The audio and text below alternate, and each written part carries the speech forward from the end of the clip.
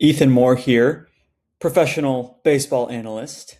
I have worked for three MLB teams and I am currently freewheeling on my own, doing some radical stuff, and I want to talk about it here. I'm just getting back into it. You may know me from some of my at bat breakdowns from like 6+ years ago now. Um, or know me from any of the other stuff I've been working on. But today, it's baseball. You are seeing the Baseball Savant screen. You are seeing Pete Crow Armstrong whiffing phenomenally against the Nolan McLean fastball. Here's what I want to talk about today. I have a very strong hunch after analyzing data for a very long time in the baseball realm that baseball analysts today are not focusing on arguably the most important part of the game, which is, and I've been beating this drum for a long time, the batter pitcher interaction. When the ball is in the air on the way to the plate, what is actually happening in the mind and the subconscious brain of the hitter to cause the outcome we see? To me, that is the question where there is nothing but juice to be squozen out of. And a lot of what major league teams use their analytical resources on is just shit that does not matter, to be honest. That is my opinion, and that's one of the things that ultimately drove me away from doing this work professionally. I could rant on that for a long time, but the piece I want to talk about is where I think there is a lot of advantage to be had from teams that start to focus on this stuff. So I'm going to use the PCA versus Nolan McLean, this at bat, as an example of some of the things that I am seeing. Okay, so this is the third pitch. We're actually going to go back here. I'm going to make sure that, yeah, the site's muted. Okay, perfect. So imagine this is happening live. You're watching the game, okay? And we're going to slow this down. This is going to be, we're going to hyper analyze a few pitches in quite detail. Quite detail? Sure. Okay, so what I think is understudied, understood, is one way to put it, I guess.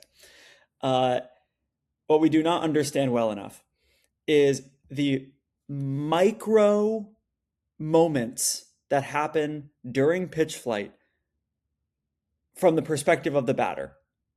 Okay, we have lots of tools, we have lots of analytical data that we've collected, and Baseball Savant, like shit, I can just show you right now.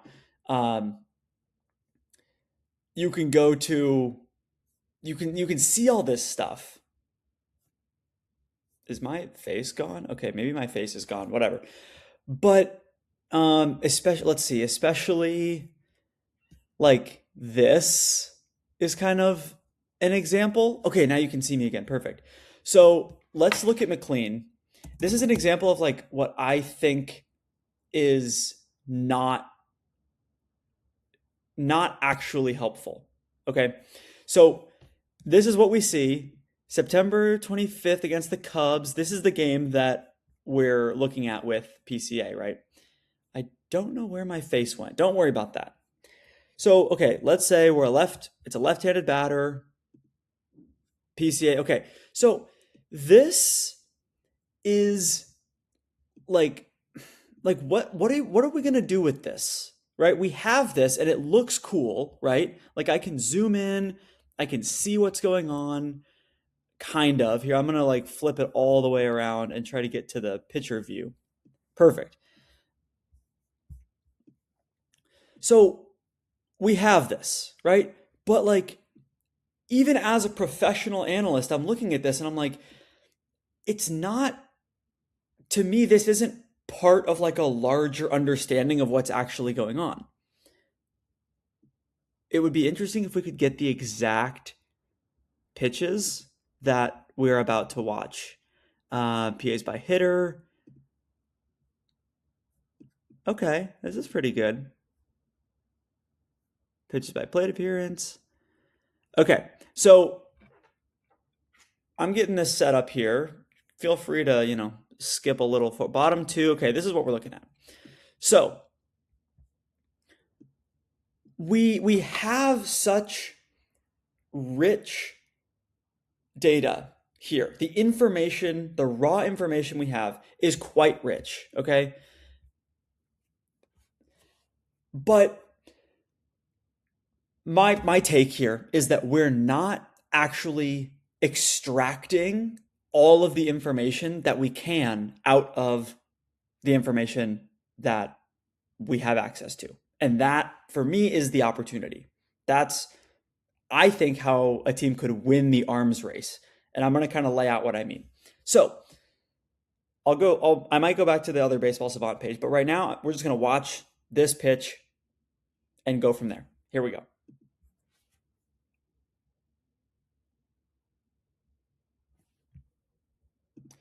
Okay. I don't know if that looked good on your end, but it's Nolan McLean throwing a cutter. PCA fouls it off his toe, or fouls it off his shin guard, basically. So here's the deal. Here's the picture I want to paint. PCA gets in the box here. This is his first at bat of the game. This is also his first time facing Nolan McLean in a major league game.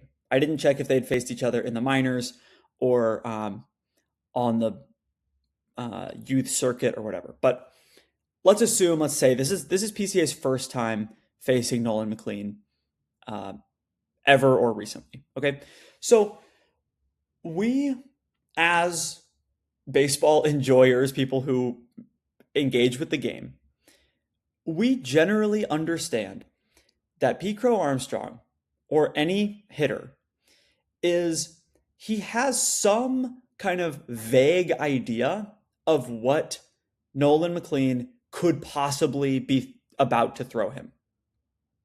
Do you agree with that? I think you do, right?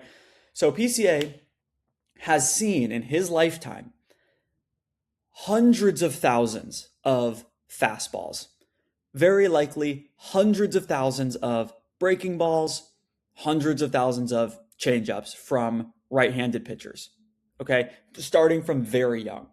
So he knows what to do when a pitcher is standing on the mound throwing him a ball, throwing him a pitch. PCA's brain knows what to do. Picture before this game started, batting practice. There's an L screen. There's a right-handed coach who's out there just basically lobbing stuff in there. I mean, maybe he's putting some heat on it, but he's throwing PCA fastballs down the middle, and PCA's spraying them wherever he wants, right? At the beginning, maybe he's bunting, and then maybe he's lining some the other way, and then maybe for the last round of batting practice, he's hitting them into the seats in right field, pulling home runs with ease. We've all seen that 1,000 times, right? That's how things work. What I want to call out is a major league hitter being able to hit a lobbed fastball wherever he wants. That is normal. This is one of the best hitters in the world, on planet Earth. Of all the hitters who have ever lived, all the humans who have ever lived, this guy's brain knows what to do with a pitch. Okay? So, he's seen a lot of fastballs. So this is my question to you. Why would he ever miss? Why would he ever not put a pitch wherever he wants it to go. That might sound crazy to you, right? Because it's like, well, people say all the time, hitting a baseball is one of the hardest things to do in sports. You have to, you've got a circular ball and a round bat, and you have to hit it square. That's what my grandpa would say. And it's like, okay, but they do that all the time. If I was pitching to PCA, he would hit a home run every time. So that, it's not that hitting a baseball is inherently hard. That's my assertion for a major league player who has been practicing this. What makes it hard is that the pitchers are doing something intentionally to mess with the hitter's expectation of what's about to happen. So that can mean throwing the ball harder than the hitter's expecting, throwing a pitch, let's say a fastball, that moves more or differently than a hitter is expecting. That can mean throwing a curveball, a slider, a changeup, a pitch that moves and has a different velocity than what the hitter is expecting. Okay?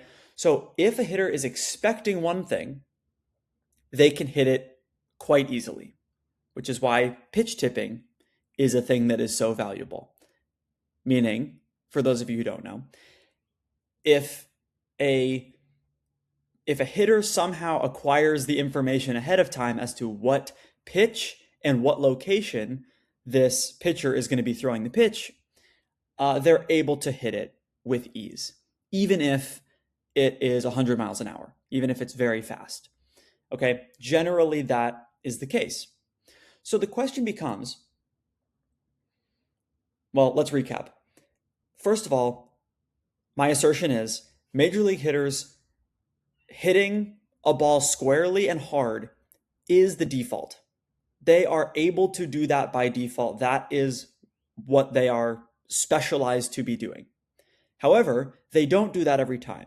So the reason they don't do that every time is because there is something about the pitch that comes in that is different from what they were expecting. Now, that's a reductionist kind of view. I don't even know if like that, I don't think that covers everything. And we can get into more of that maybe later, but that's my assertion. So let's take a look at this. Let's get some evidence to this claim. So what I want us to do is watch this pitch again and see that PCA does not square this up and hit a home run, right? So what I want us to look at, to zoom in on, is in what way does he miss? Another way to say that is, how does he not hit a home run? Okay, watch it again.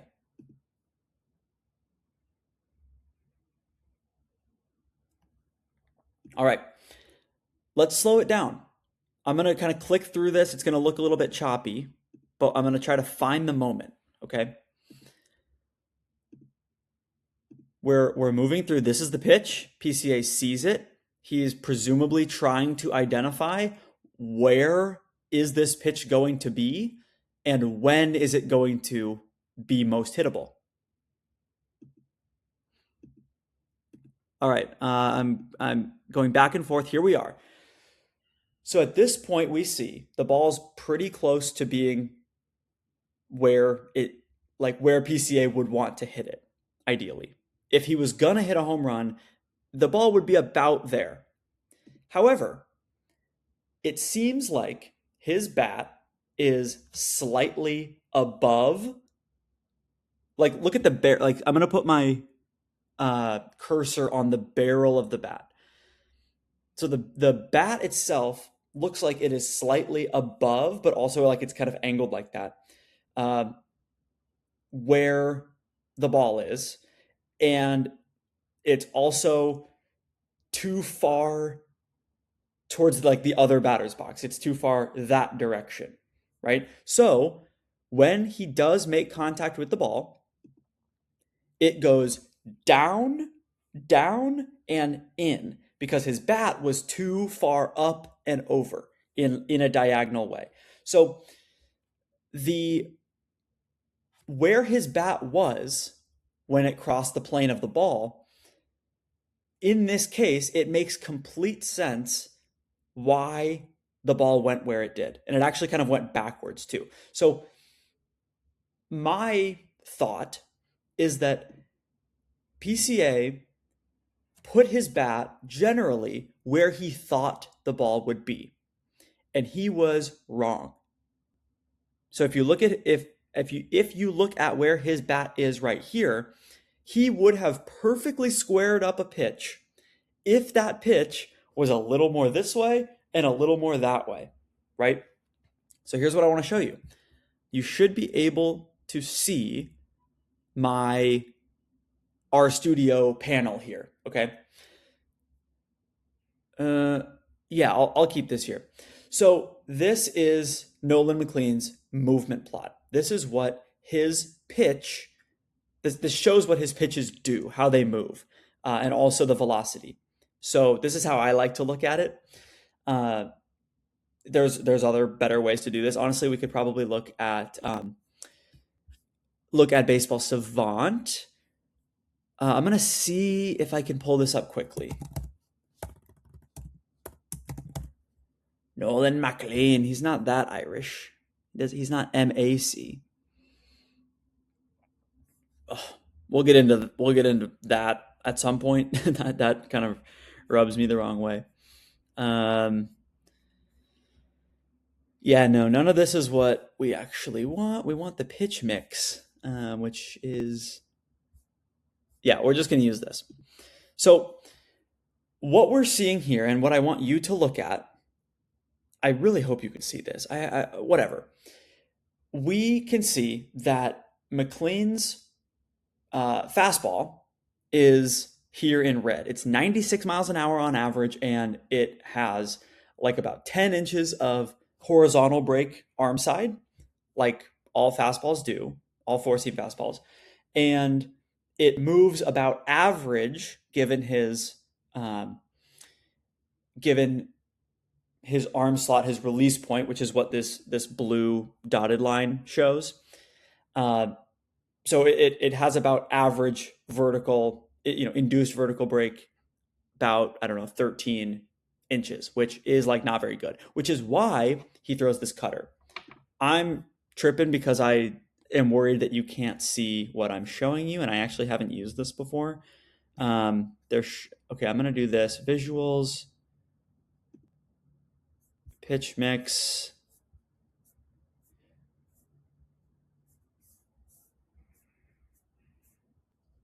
Bro, this is so annoying.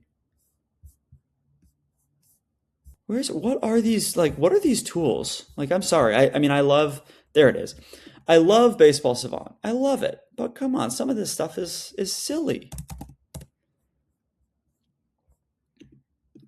Okay, we got to flip this mirror. There we go. Can you see this? Yes, you can. Okay, cool. So anyway, remember here, we said PCA misses it because his bat is too far up and too far this way. Okay? Said another way, the pitch is too far that way and too far this way for what PCA was predicting. Now, if we look at the pitch arsenal, this was a cutter that McLean threw. What do you notice? Compared to the four-seam fastball, the pitch was more this way and more that way. And probably more like this way, like depth-wise, which is why when PCA hit it, it went backwards. So what I am asserting here is that PCA's swing here on this pitch makes perfect sense if he was predicting a McLean four-seam fastball in the same location. Just sit with that. McLean If he had thrown a four-seam fastball in this exact location, PCA swing would have barreled it. That's my take. Maybe I can I zoom? Oh, I can zoom this. Hopefully you're seeing the zoom. However, the difference in movement and velocity from the cutter subverted the expectations of PCA. Like in his subconscious model of what pitch is coming, and when the pitch is coming in, PCA is thinking fastball, fastball, fastball. He misidentifies it. It turns out to be a cutter, and the result is completely predictable. It is this cutter does exactly what a cutter is supposed to do. It's supposed to make a hitter swing too far this way, and be out in front. Right? Be out in front. Yeah, swing at a 97 or 96 mile an hour fastball, and you're early on this cutter, which is exactly what happens. Now, let's go to the second pitch. This is a brand new pitch, okay? Oh, spoilers. Watch this pitch fully.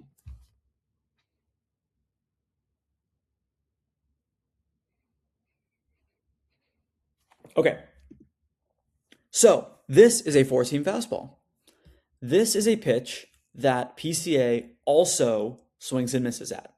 We're going to play it again. Actually, I'm just going to skip to what happens. Again, if it was choppy, McLean throws a fastball down in the zone. Looks like he was kind of trying to throw it up in the zone based on where the catcher is setting up.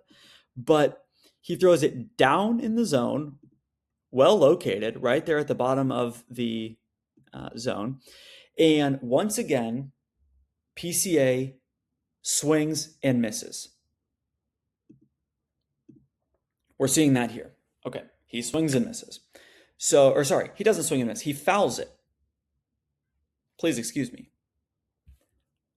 Is my camera off? I hate this. Anyway, so what I am seeing here is PCA's bat, once again, is in the wrong place. He's behind it, and he is now too far down and too far inside, which coincidentally, not coincidentally at all, is exactly where he just got beat with the cutter, right? So now it seems to me, and again, I'm just speculating here, but it seems to me that PCA was now swinging as if that cutter was happening again. So it looks to me like his swing is geared up to hit the cutter. If you go back, it's like it's kind of the same exact swing, low key. Slightly different, but we see similarities. There's my head. So he's putting a cutter swing. He saw this pitch again. He thought it was a cutter, and instead he's hitting the fastball. Again, I'm talking about this as if it's like a concrete thing, like his brain said a cutter is coming. But generally, what I think more accurately, I think the prediction that he was making on the second swing was anchored to the pitch that he just saw, and therefore was wrong again. It was wrong again.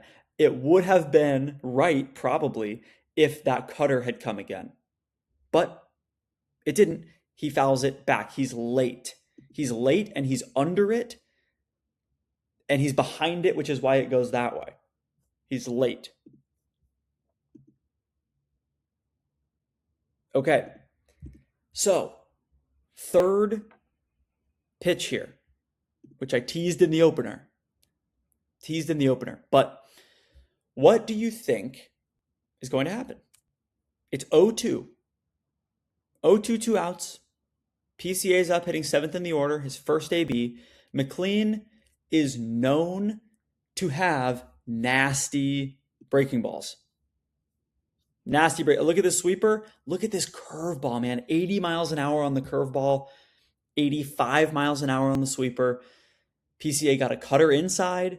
He got a fastball low, which probably wasn't in the scouting report. let's see what happens here. What would you be expecting if you're PCA? Consciously or subconsciously?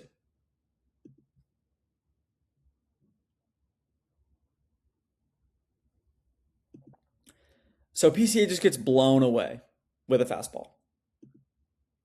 We're going to watch it again. Again, PCA, he's had the low cutter, the low fastball, whatever. He is, I think, gearing up for a breaking ball. And instead, if you're thinking breaking ball, man, and you get a 96-mile-an-hour fastball up in the zone perfectly, let me look at the location, perfectly executed, you're just so freaking late. Look how late he is. I mean, the ball is over the plate right now. Look where the bat is. Nowhere near, right? Nowhere near. It's a quick swing, you know? So, but he's late. He's late on it and he's under it too, which is, potentially a bit surprising considering McLean's fastball doesn't have that much rise relative to what would be expected from his arm slot. So, there's a reason why McLean throws a lot of those sinkers and changeups and sweepers and, kind of, he's not a junk ball pitcher, but like that fastball doesn't carry him the same way that like, Brian Woo's fastball carries him or whatever. So my suggestion here is that when Pete Crow Armstrong or any hitter fouls a ball off, that is an indication that their mind's prediction as to where that ball is going to be and when it's going to be there.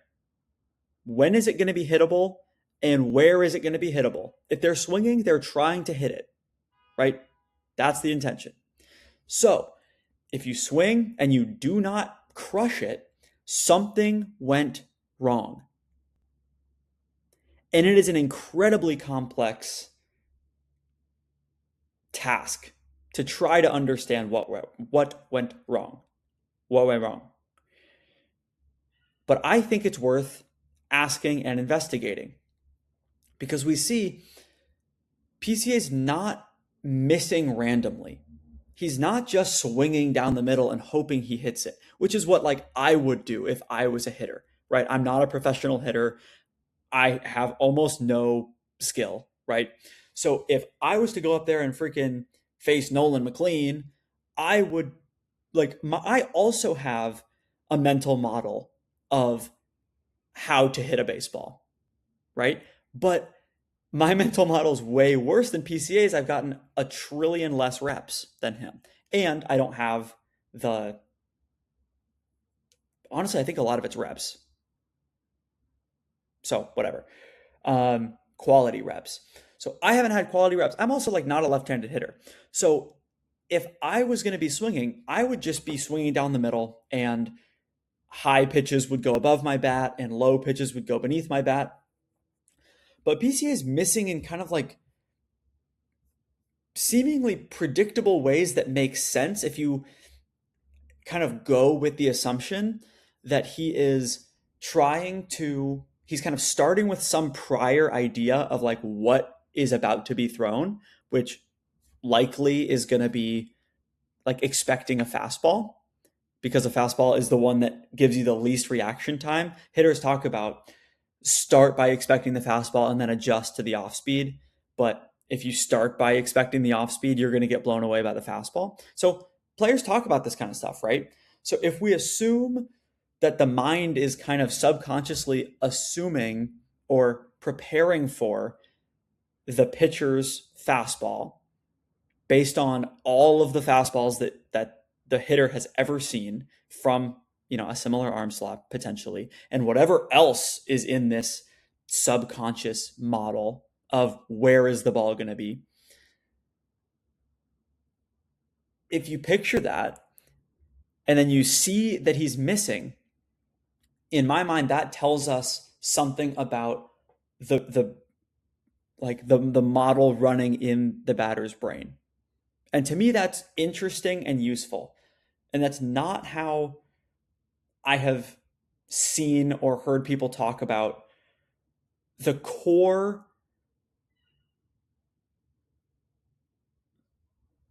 what is it? I would argue it's the core mechanism of the game of baseball. It's there's a dude throwing a ball at me.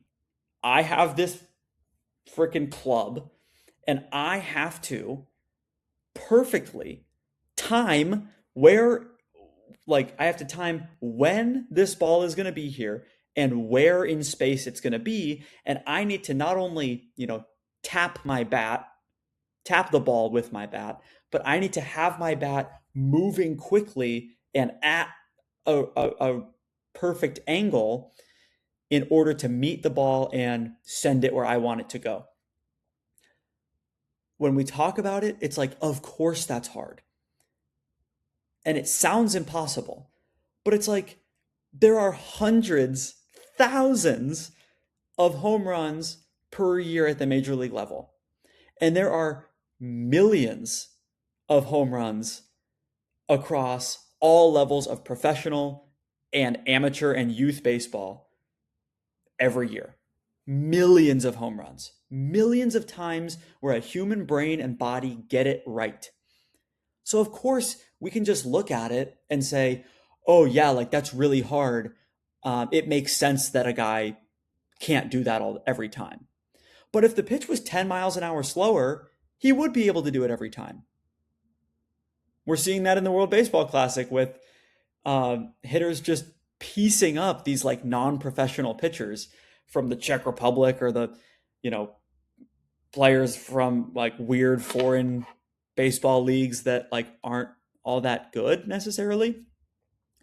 It's like, yeah, Fernando Tatis is going to be able to take you yard every time, right? So it's like, it can't be both.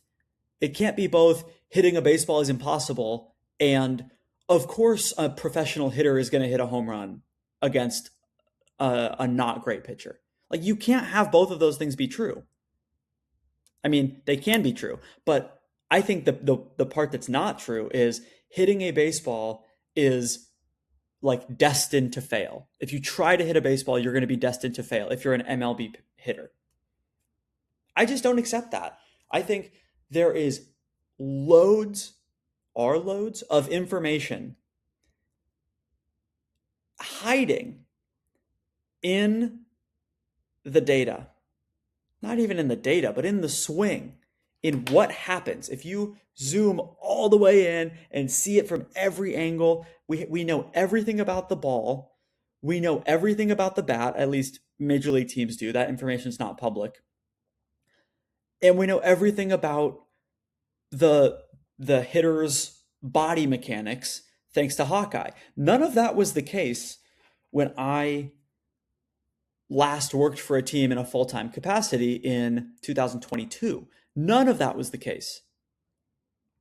All that information had just been, it was starting to trickle to teams, and they couldn't metabolize it and use it really. But now teams have that.